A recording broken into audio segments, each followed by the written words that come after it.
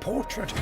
Every stone in this castle tells the story. Yeah, not interested. Honestly, I don't see why I need to play the game. I mean, I'm not really a Harry Potter fan, so it's not something that really interests me. Look, I know I'd say I'd look at as many games as possible, but if I have nothing to say about it, whether it's the source material not giving me anything, or just sheer lack of interest, I don't think I'm qualified to talk about it. Besides, I haven't reviewed One Piece Odyssey yet, and I don't know why I bought it. I was just enticed by the boobies. Persona 3 Portable released a month earlier, and I'm still playing through that game too. I still have a lot of catching up to do, and the next thing I need is to add another game to my backlog. Okay, now, to be fair, I did watch some of the Harry Potter movies as a kid. The Sorcerer's Stones was pretty good, and Chamber of Secrets is one of my childhood movies. Afterwards, I got bored with Prisoner of Azkaban. Now, in terms of the licensed games, the Sorcerer's Stones was okay, and Chamber of Secrets was actually a competent collectathon. I own the GameCube version, and yeah, I think it's still a fun time to play through the game. It's not worth the amount it costs nowadays thanks to supply and demand, but if you have the time,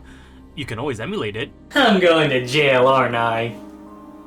Actually, I just happen to own a copy of Chamber of Secrets on the GameCube, so suck it, EA. Of course, the rest of the series of the movies also pertain to the games as well. Never played Prisoner of Azkaban or any future Harry Potter video games and movies, so on top of already having a backlog of Harry Potter games, now I gotta worry about this one too? Sure, I have some history with the game, but not enough for me to willingly play the game, and that's really the only reason why I'm not going to play this game at all. Yeah, I think that's a legitimate reason not to play a game. If you're not interested in it whatsoever, or you just don't care in general, then why force yourself to play a game that you're most likely not going to have a good time with? Which is why I don't think I'm going to try out this game.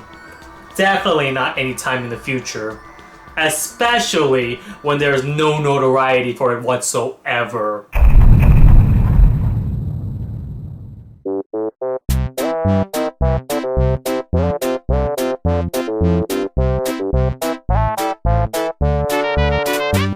Oh, it's gonna be one of those games, isn't it? Alright, so the controversy of the creator of the Harry Potter universe and subsequent IPs like the Fantastic Beasts series and how it relates to the game, solely due to association of mere mention. She owns the IP, she's a garbage human being, and yes, let me reiterate, she's legitimately a bitch. Therefore, the thing that's simply an associate of said garbage human being must also be bad. Counterpoint. Activision Blizzard has been accused of a lot of sexual misconducts and caused a woman to commit suicide due to said allegations. Overwatch 2 reached 35 million players within the first month. Justin Roiland was arrested for domestic abuse and is the game director of High on Life. It was the best-selling Steam game of that December. Even outside of video games, frickin' Velma is published with the most racist, anti-Semitic rhetoric, with the most raunchy and hateful visuals and dialogue, starring an actress who the main quote-unquote protagonist fully admitted to sexual assault and blackmailing to fire said victim live on TV, and it's getting renewed for a second season. This might be the nihilist inside me, but boycotting a game or any product pioneered by Ravenous fans or critics in an attempt to ruin a legacy of a product ends up giving the product way more recognition, undoing the movement of what it's intended to do in the first place. I literally wouldn't be talking about this game if not for the reactions of the owner of the IP spouted on Twitter and everyone's reaction to it. And look, it doesn't even matter if the product is good or not. Negative reception of anything leads to mass clicks. I didn't care for Hogwarts Legacy at all back then, but then people talked about it, so I decided to see gameplay footage as to why people are talking about it. And my first impression was that it looked like Forspoken, but better. There are combos and spacings, special moves, and loads of spells that combine set actions and a super move. It's like I was looking at a Devil May Cry version of a Harry Potter game. The good reception of the game still didn't stop the trans community from critiquing the game. See, the main focus of the argument leads all the way back to the IP owners and her transphobic comments and opinions. Now, is this reaction at all justified to critique the creator? Absolutely. If you say something inhumane, don't expect any sympathy. Now, does that justify a critique of the IP itself? Well, that depends. What does the transphobia of the author relate to the game itself, and if it does relate in any way, why this game specifically? What about Universal theme parks or the apparel, the merchandise? I got this butterbeer laying on my fridge. Does she get a percentage of that too? What about the advertisers from Target stores, Walmart, GameStop? Are they contributing to the genocide by showing a poster of some cloaked fiends on a cliffside? Is PlayStation, Xbox, and Nintendo held accountable for promoting said hate speech? Since the game has plans on releasing on all systems and PC too. Oh, and what about PC? What about the Epic Game Store, Steam? What about the reviewers that talk about the game regardless of the quality? Or if those reviews too are spreading hateful messages or spreading awareness, or is it just a game about being wizards on broomsticks? And this is why politics is stupid and undermines the purpose of a video game. It sounds like I'm downplaying the situation, but that's only to say how absurd the situation is in the first place.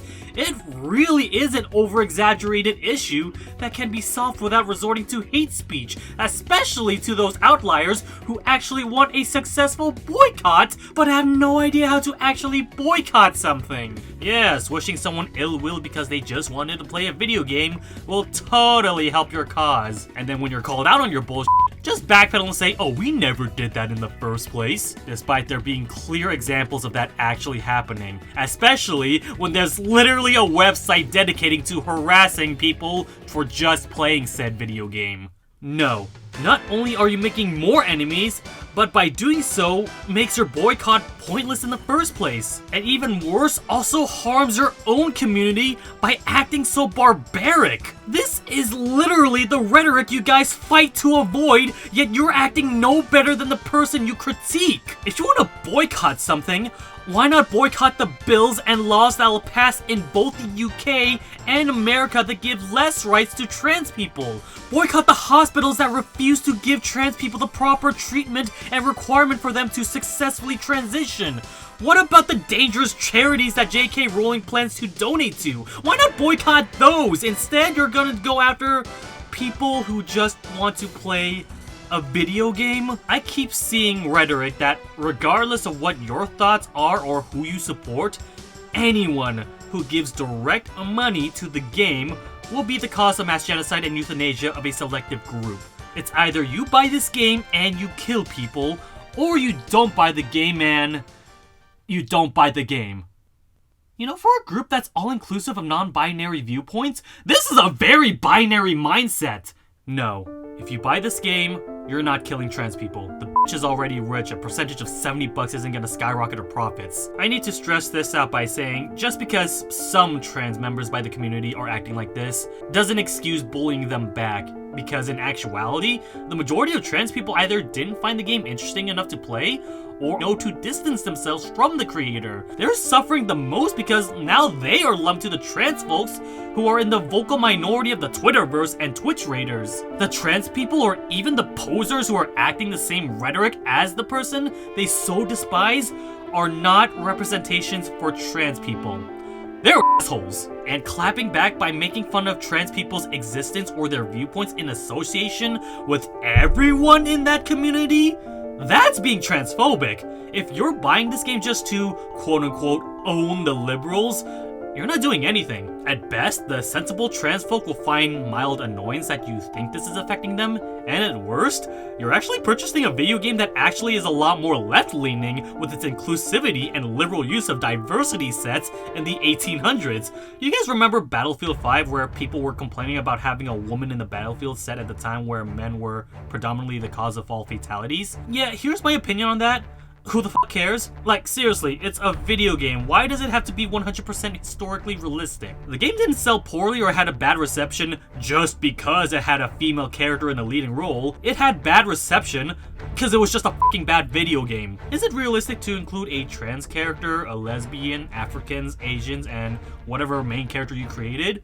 No, not exactly. The game takes place in 1800s England, an era where World War I didn't even happen. The setting realistically will look more white than the milk in your fridge. But at the same time, The game has flying broomsticks, mythical creatures, magic spells filled with elemental conjurings, and levitation. So excuse me if I suspend my disbelief that a black person can exist in a high school setting. That is all I feel like I need to say about this situation because it really doesn't need any more explanation. It's a stupid situation that leads to drastically unwarranted harassment to innocent people's lives. If you're buying this game or not, that is your decision. For whatever reason, whether it's valid or not, it is your money, and it's ultimately up to you to decide if you want to spend your time on it or not. But for those who think not buying the game will cope with the situation, but you still really want to play that wizard game, you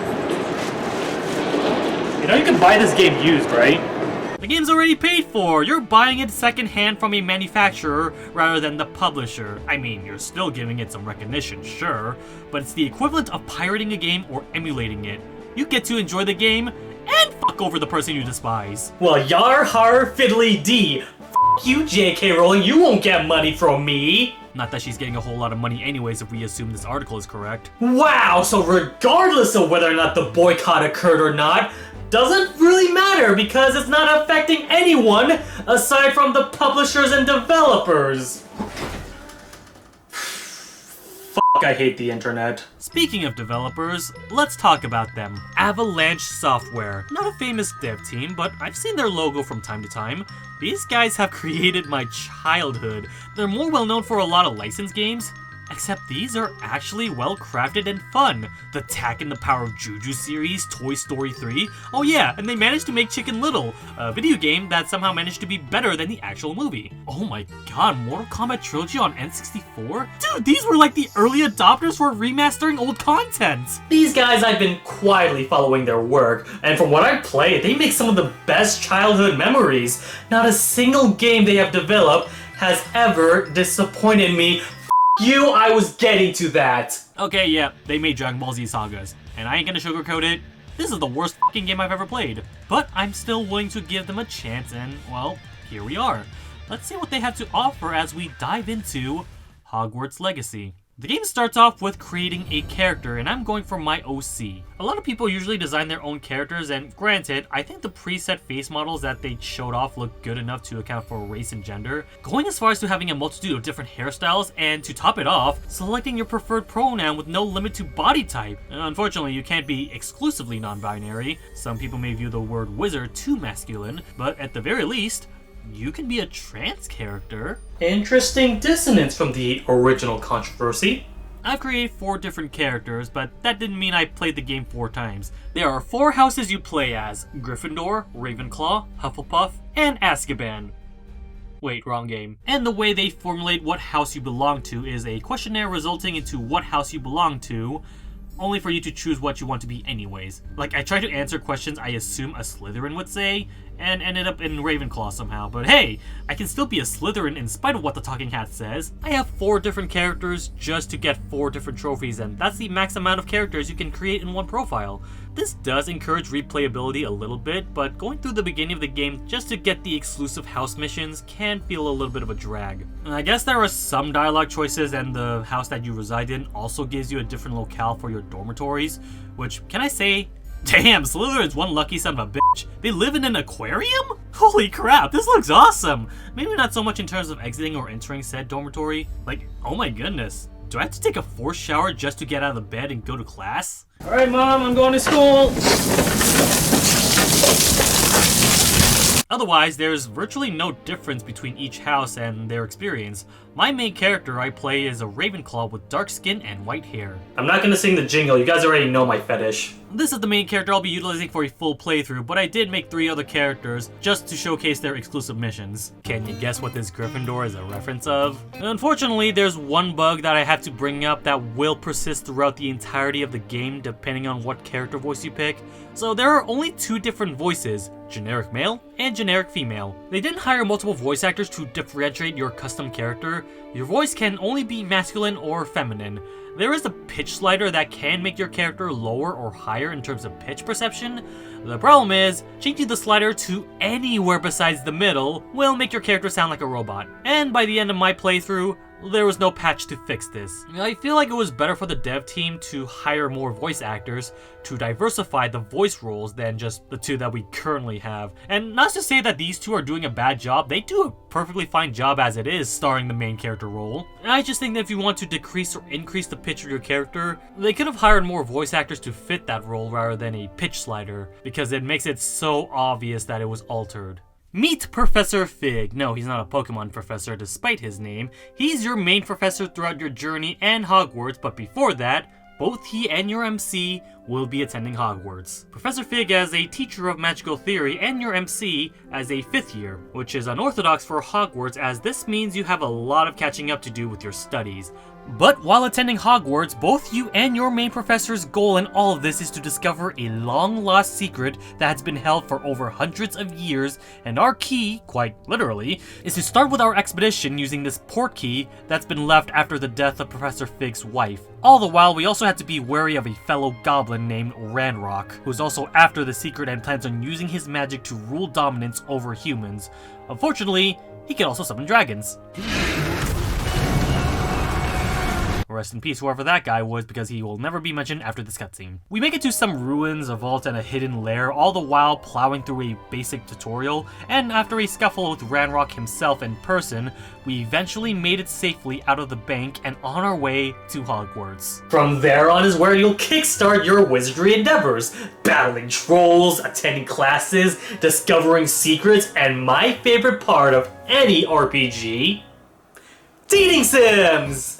That's right, you got classmates that will either help you along your journey, or just to f*** around with. Each house has at least one character that has a story arc, but there are also some extra characters that you meet along your journey that will help you along the way, or just to have some friendly competition with. Now, if you're thinking about romancing your potential Harry Potter waifu or husbando, cute. Everyone is platonic regardless of gender, but that's okay. Even if no one gets any special treatment, every one of your side characters gets a chance to shine and they're focused on their own story and experiences as they overcome their struggles. Which is more than what I can say for Fire Emblem's Engage localization.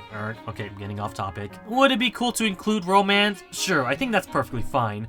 But if they don't include a romance dynamic, that is also fine. As long as the writers don't get to pick favorites, that's perfectly fine. Imagine if you were a kid and you had a crush on Poppy, but the game says you had to romance Natty instead. I'd say it's much easier and fairer for the dev team if they didn't bother scripting love lines, since it's more so extra credit by doing so. Plus, the relationship they do build are written good. Okay, even with some platonic states, the game still has some obvious favorites that they get more screen time over, assuming you're going for each character's social link. 4 characters, 1 in each household, gets the most spotlight. Natsai Onai, who we would come to nickname Natty, representing Gryffindor, Sebastian Salo with Slytherin, Poppy Sweeting with Hufflepuff, and Amit Thakkar with Ravenclaw. Wait, hold up, what? So, according to the achievement list, only Sebastian, Natsai, and Poppy have fully fledged stories throughout the end of their missions, which means Ravenclaw doesn't get anything. Are you serious? Damn it! So they not only get the lamest exclusive mission, but no blue Power Ranger to represent their wizard force? Man, Ravenclaw really can't catch a break, can they? Sure, there are some other companions like the nerdy but fun-going Arthur Plumley, Gareth Weasley, the comic relief that always gets into trouble, or Imelda Reyes, aka Irish Asuka. She's my favorite waifu, but these guys barely get any screen time unless you start stalking them like the creep you are. Outside of social links, there are various of side missions and activities you can do, like Merlin trials, where you take your puzzle-solving skills to the overworld. Depending on which trial you accomplish, it can vary in difficulty, such as escorting some cannonballs to their retrospective place, to trials that barely give you any clues on what to do. I didn't really do much of that, but I really wish I did, because they are a means to unlock more outfits and apparel for your stat boost, and to just show off your swag to begin with. Outfits and armors will be aplenty as you traverse through the world of Hogwarts. It works, and the outfits you do get are rather fashionable and weird. Imagine showing up in the class like this. Are you in pajamas? The only downside is, again, unless you do the Merlin trials, you are very limited in selection of what outfits you get to keep. The plus side is, once you get that outfit, you get a layered armor mechanic a la Monster Hunter, where you get to freely dress up your character the way you intended to do so, without affecting stats whatsoever. But otherwise, the main outfits you get to wear for stat boost are very limited. I was wondering if you would be interested in having your own shop. Right, seems like a simple mission that'll totally not go wrong. We invest in the building, despite being underage, and we get to build up on capital as well. All we got to do is go down this deep, dark, dank basement. Oh shit, how do we get out? Ladies and gentlemen of Hogwarts, welcome to Silent Hill. This side mission is easily the best mission in the game. It's almost too good to be a side mission. There are a lot of elements of a horror game with the randomly spawning mannequins and the room layout changing on the spot as your camera movements is focused on one thing, and then when you look around, all of a sudden everything is completely different. The game tests your puzzle solving abilities, your platforming skills, and combat recognition during the mid-boss fights. It may be longer than what I anticipated, and there is no way to quit the mission without reloading an earlier save file. So once you get into the basement, you gotta truck your way through before doing anything else, and make sure you take breaks along the way, or plow through the 30 minutes to an hour that you got time to spare. All the while, the sound design from the laughter of the mannequins, the eerie voice lines of the antagonists of the mission, all accumulating to one final battle with a horde of enemies and the main baddie himself. Oh yeah, and make sure you got the necessary upgrades before tackling this fight too. This is admittedly my least favorite part about the mission, mostly because I didn't level up my necessary experience when I needed to in order to tackle this gauntlet, but otherwise, this did create a unique challenge and test my combat skills to the fullest. After escaping the dungeon, we confront with the landlord alongside Officer Singer, who gets her ass kicked. Ah, the police force of Hogsmeade. Just as useless as ever. Somebody should just call her ass Singer, am I right? So it's up to us, and unfortunately this battle is a little anticlimactic. It's not as challenging as the gauntlet fight, and after experiencing it, this melee was a cakewalk. We have her arrested, we own the shop, and we get Penny as our companion for the shop. This is an amazing reward too. Penny's a damn good merchant, letting you sell items more than the valued price of other shops. This mission is excellent, an absolute trip and a must-go experience to anyone who plays this game. Despite being a side mission of all things, this is honestly too good to call it as such. I can easily recommend anyone, regardless if they do the main missions or not, to experience this mission, and it's a freaking PlayStation exclusive? Are you kidding me? Okay, so this is something I only found out after beating this mission, but for some reason, this is a PlayStation 5 exclusive mission, and yes, I know this benefits me coincidentally, playing on PlayStation 5 version, but this is some scummy business practice. I remember some Ubisoft games and Batman games doing the same exact thing too, having exclusive content and missions only available on PlayStation, despite the mission itself not being PlayStation themed. These are equally as bad, but I don't think people complain about it that much, mostly because the exclusive missions were either remedial or straight up boring. But here we have some of the best crafted level designs in any video game for the next gen hardware, and it's only locked by one system? How much did Sony pay you, Warner Brothers? Because that's an excellent way to shaft your Xbox and PC users. Now, from what I've researched, this mission is only possible on PlayStation 5 because the developers were able to utilize the built-in SSD hardware on the PlayStation to showcase the mission structure to their vision, and you know what? That's kind of bullshit. Oh hey look, I got a copy of Star Wars Jedi Fallen Order, an Xbox One game, and look at this transition.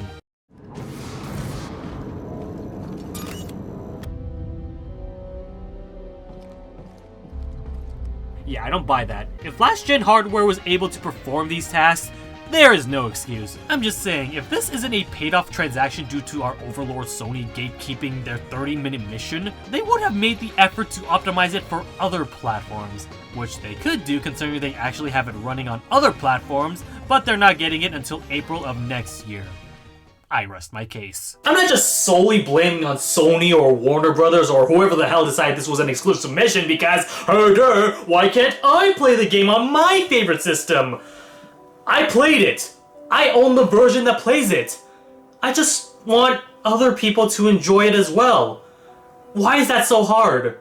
Alright, let's get that palate cleanser to wash away the long rant. What have we not talked about yet? The combat? Yeah, let's talk about how the game, well, plays. I'm pretty sure that's the most important factor of discussing a game. This game plays more of a hybrid of a third-person shooter and a character action game. So as I said before, it's exactly like Forspoken gameplay. The only difference is, it's actually good. You attack with your basic projectile using R2 and an assortment of spells by holding R2 and pressing one of the face buttons you assign it to. So instead of spamming all the spells all willy-nilly, although admittedly the game does have more improvisational combat thanks to the leniency of spells being cast, there's a perfectly legitimate reason to cast a specific color-coded spell to disrupt barriers, attack weak points, and position your opponents for better location where there's far-range enemies or airborne enemies and to send their ass hard to the ground. All of this with a proper dodge button and a block button that you could chain into a stun button for massive damage and a juggle state mechanic to perform more freeform combos onto your opponent and super meter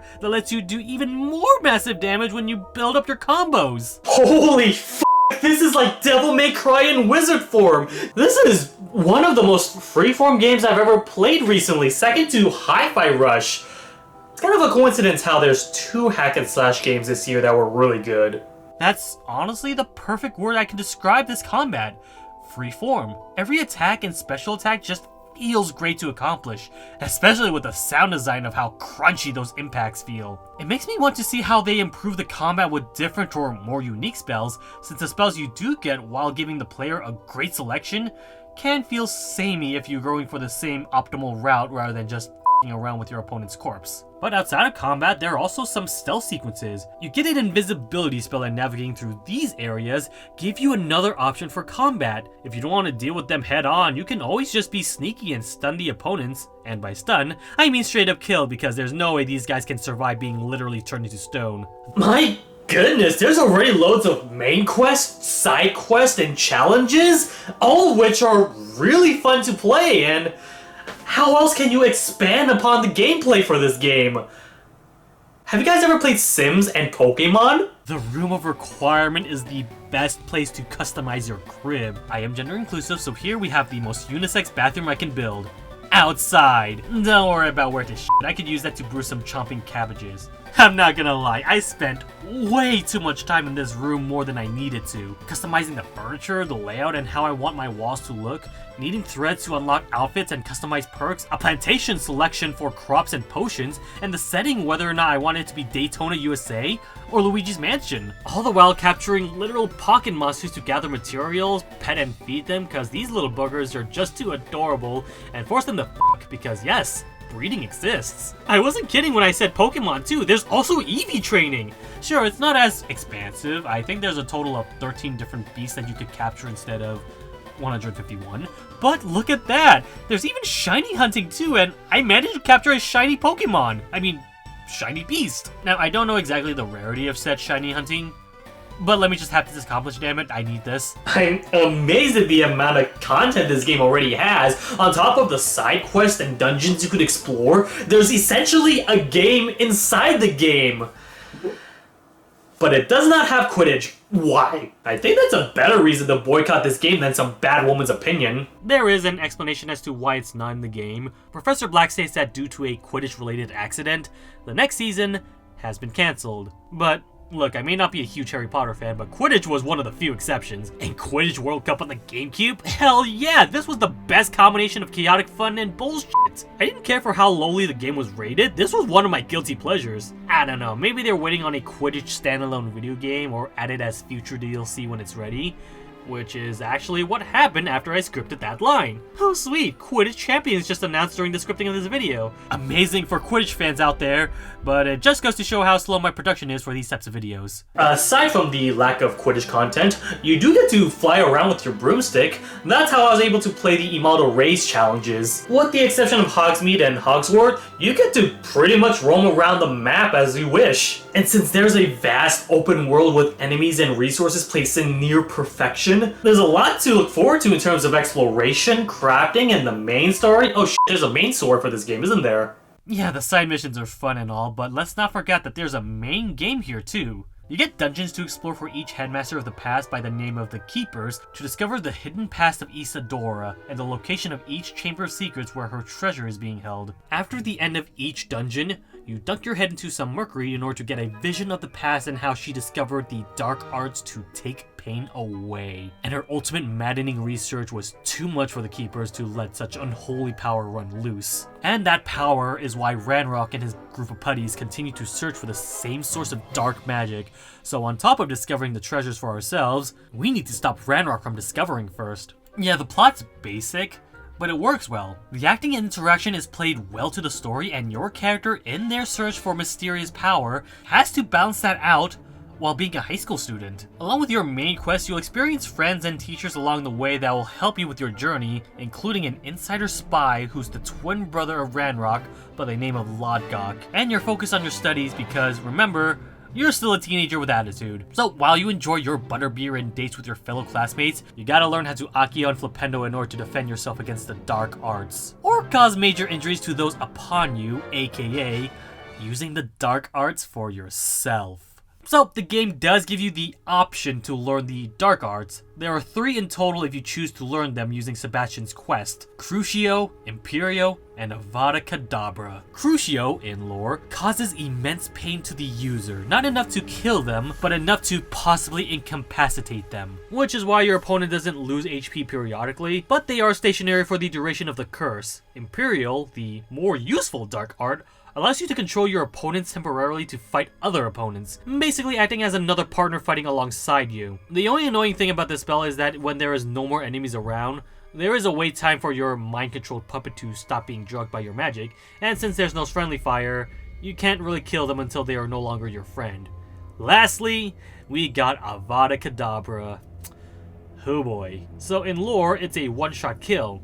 In the game, it is also a one-shot kill. Now, to be fair, there is a cooldown for activating the spell. It does take a while to do so, and if you're at a horde of challenges or a multitude of enemies, at best, you'll probably get 2 one-shots, which is all you probably need if the boss fights are also affected by the one-shot kills. Spoilers, they do. Not all of them, the final boss and boss fights with multiple different phases won't be affected, but any of the humanoid enemies with big life bars, yeah, you could skip that. Okay, I get that some enemies can get pretty annoying to fight over and over again, but come on.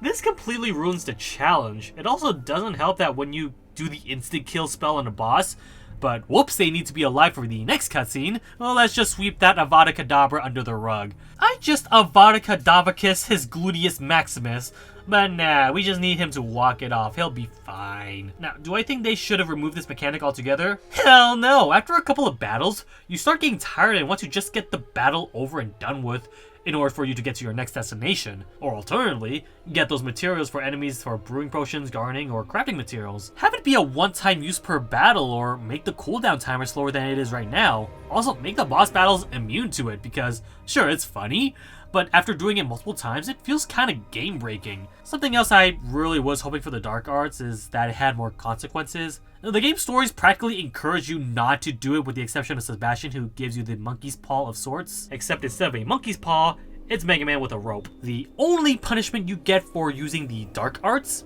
is hurting your partner's feelings. They'll give you dialogue such as, "Stop doing that," or "Did you just use a Dark Arts?" So they acknowledge that you used a Dark Art, but they don't do anything to stop you in doing so. Like, yeah, the Dark Arts is optional, and there are no achievements locked behind it, but why wouldn't you use them if there were close to no drawbacks? More options for combat, ease of grinding, and more companions to fight whether it's with or without their consent. It's like asking me if I want 2 copies of King of Fighters 15 or not. I mean, I only need 1 copy to satisfy me, but hey, if I happen to get a second copy,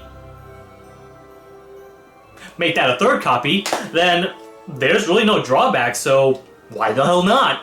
I guess I could tell you about the journey about said Dark Art training with Sebastian alongside your other 2 companions, where you get to help out fellow Pokemons or help avenge the death of Nadi's father. Let's start with Sebastian, since I started with him first. His quest revolves around finding the cure for his sister named Anne, who is cursed with a never-ending pain, but in order to do so, he and his friend Ominous, yes, his friend Ominous, nothing ominous about Ominous, Sebastian wants to research more on the Dark Arts as it's the only way to reverse the spell, or so he thinks, because there's also a chance that her curse is incurable and the only way forward is to cope with her illness, at least according to his uncle and Anne's father, Solomon. This quest in its entirety is a tragic story throughout, and while I may be downplaying the dark arts as something not as punishing, this side quest really showcases the humanic flaws with Sebastian wanting to do everything and anything necessary to save his sister, but the consequences in doing so may lead to never-ending disaster, or worse, a false hope alight. I'll just say this straight up, this is my favorite character out of your companions.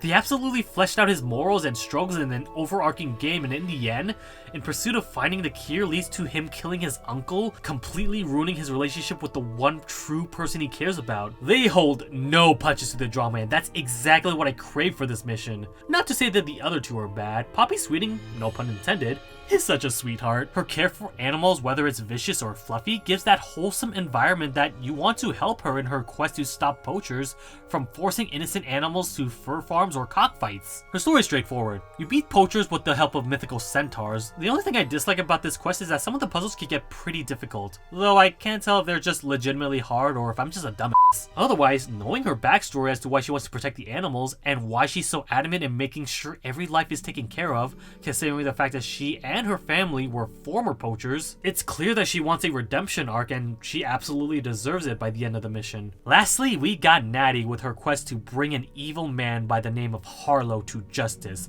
He was the reason behind her father's death, and since then, it's been eating her up inside. So we do some quest to ruin whatever evil deeds he's doing, all the while her mom, who's a professor at Hogwarts, gets all Tiger Mom with us and forbids us to go any further with these dangerous adventures.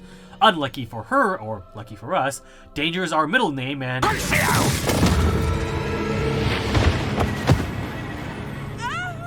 Oh god, no. Oh god, no! No! Harlow gets captured, but god damn, that was intense. I mean, it could have been worse. She could have been, well, straight up dead. In fact, her instinctual actions of protecting us mirrors what actually happened with her father. Where her father jumped in to save her from getting abracadabra'd, Natty jumped in to save us from getting crucioed. Luckily, she wasn't severely injured. At worst, Natty ends up in a wheelchair that will not have any repercussions because you can see her walking normally on the overworld afterwards. Overall, they did a damn good job at fleshing out each house's friendship quest, and I really wish they did the same for a Ravenclaw equivalent, just to balance out each house representation. But for what they did, good job, team. Good job, devs. With the main quest on our sites, we tackled through the trials of each keeper that was associated with Isadora. Most of the dungeon designs are basic enough, granting a clear point A to point B waypoint, but I gotta give kudos to this section of the game where everything suddenly looks like Take On Me by Aha. This is an amazing visual effect that works well to the style of this dungeon. It may not intensify the PS5 hardware, but if it looks nice, then the end goal is absolutely worth it, whether it's on a PS5 or a Switch. During these flashback segments, we uncover the Keepers and Isadora's history and why we as the player, our main Professor Fig, and Ranrock alongside his rookies are after it. The bad guys show no remorse of how evil they could become. Throughout the game, we are helped by Lodgok, the twin brother of Ranrock. Unfortunately, due to the stereotypes of how goblins are in the universe, they are deemed to be subhumans of sorts since they have a notorious history of treachery and villainy. This isn't 100% the case, as there are goblin characters you meet along the way that subvert this stereotype and just want to have a nice, peaceful life. That is, until Ranrock fucks everything up and deems even people within his own kind as inferior beings and straight up execute them, including his own brother. I do wish we had more examples of this though, although at the same time, I think they wanted to preserve some canonicity within the Harry Potter timeline as in the movies. They are tutorous bad guys with close to none being shown in a sympathetic light, which is why the few that are shown are either dead or never get mentioned again. There is the possibility that there's more goblin characters I have not mentioned, since they may appear in side quests or the overworld that I've yet to explore. But as it stands, we have the banker who died from the beginning of the game, Lodgok who died near the end of the game, and this dude who just wants to be a painter. He lives at the end, but he never gets mentioned again. So it turns out that she holds some hidden power that consumes everyone's pain and suffering, all of them embodied into one figment or thing.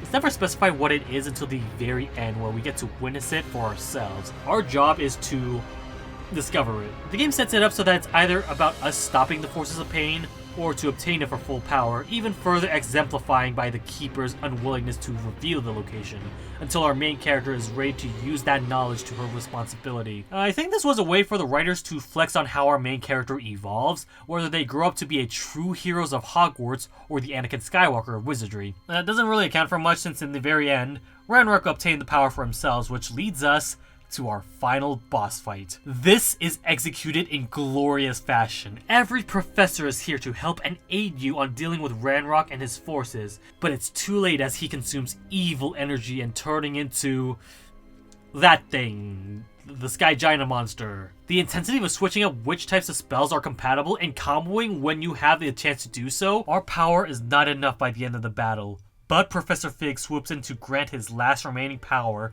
to seal the darkness away, at the cost of his life. It's a sad day for Hogwarts as we gather around the cafeteria to commemorate what Professor Fig has done for us. But for the school itself, everyone had their piece to say about his mysteriousness, his sleuth, but that doesn't change the fact that he was at the very end a caring professor that was willing to sacrifice himself to save the school. A very traumatic moment, especially for our main character. I got spoiled on Twitter thanks to it. Yeah, around this time, the game was so spoiler heavy, it makes the Star Wars spoilers on Miiverse look jealous. This was mostly due to salty assholes on Twitter with being angry at the success of the game, that they decided to ruin it for people who want to enjoy it by spoiling the ending of the game, although if I had to be honest, you guys did a shit job at doing so. Like, all you guys did was, your professor dies. Okay, like you googled the ending to see what happens, but you're not gonna give us a proper name? Like, dude, we got like 10 professors. That ain't gonna be enough for a process of elimination. If spoiling the game is a means to irritate me into not playing the game, then okay. You mildly inconvenienced me. Oh, look at that. I swap your right shoe with your left shoe. How dastardly of you. Yeah, it's annoying, and it just proves how toxic the entire situation was. But despite that, Fig's death still impacted me because of how he died. When getting spoiled, I got a lot of thoughts like, is it true or is it just a false spoiler, making his alive status a surprise? If he died, how did he die? Did the big bad do it? Was Fig the bad guy the entire time, thus forcing us to kill him ourselves? Do we somehow accidentally kill him, providing more grief and guilt to our character? With all these thoughts running into my head, I came up with a self-reflection technique, and while it did suck that I got spoiled, I didn't get the full context. Ironically, me getting spoiled actually motivated me more to play the game. And when I finally got to that moment where he actually dies, I found my answer. He sacrifices himself after we're struggling to contain that injury in a pain-induced magic from erupting further. He had a worthy sacrifice that paid off, and the aftermath of this tragic death resonated with other students and faculty is executed with blissful melancholy. Now, that's not to say you should spoil yourself before playing the game. After all, it's a story writer's purpose for that element of surprise. But for those who are attempting to spoil the game, well, one, fuck you. But two, what are you trying to accomplish? If this is to stop me from playing the game, then no. I'm still interested in the game and I'm willing to pursue onward. Plus, I already bought the game, like, what am I gonna do? Go through the effort of returning it? Like, 7 days already passed. I need to make this money worth spending. Yeah, sure, I spoiled this game in this review, but at least I gave you a warning. And for those who ignored the spoiler warning in the beginning of this video and did get spoiled up to this point of the video, first off, I would apologize, but secondly, you think that me detailing the plot would give an indication? That's just how I am. I love talking about this and I love the ending. This was a very much satisfactory conclusion that I'm technically not done yet. We still got the SATs to worry about. I mean the OWLs. We get that finished by grinding up to level 34.